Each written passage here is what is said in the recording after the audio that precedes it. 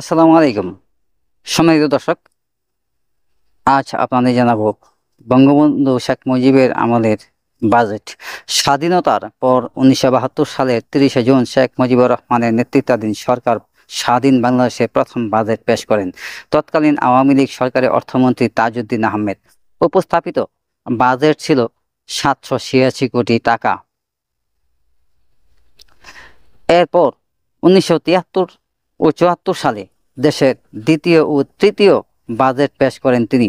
1975 সালে 23শে জুন শেখ মুজিব সরকারের দ্বিতীয় অর্থমন্ত্রী হিসাবে ডক্টর এ.আর. মল্লিক বাংলাদেশের চতুর্থ বাজেট উপস্থাপন করেন।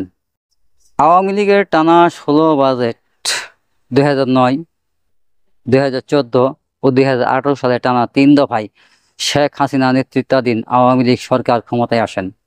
এর মধ্যে প্রথম 2 মেয়াদে অর্থাৎ 2009 থেকে 2018 সাল পর্যন্ত 10 বছর অর্থমন্ত্রীর দায়িত্ব পালন করেন আবুল মাল আব্দুল মুহিত। তিনি শেখ হাসিনা সরকারের টানা 10টি বাজেট উপস্থাপন করেছেন।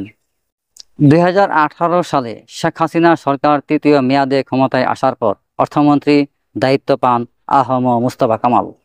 তিনি গত 5 বছরে 5টি বাজেট জাতীয় সংসদে উপস্থাপন করেন। স্বাধীনতার পর শেখ হাসিনা সরকার ছাড়া অন্য কোনো সরকার টানা 16টি বাজেট উপস্থাপন করতে পারেননি।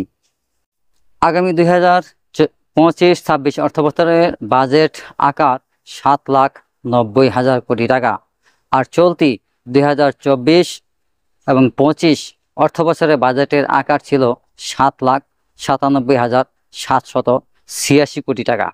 ফলে 2025 এবং 26-এর বাজেটের আকার চলতি বাজেটের চেয়ে 7,785 কোটি টাকা কম।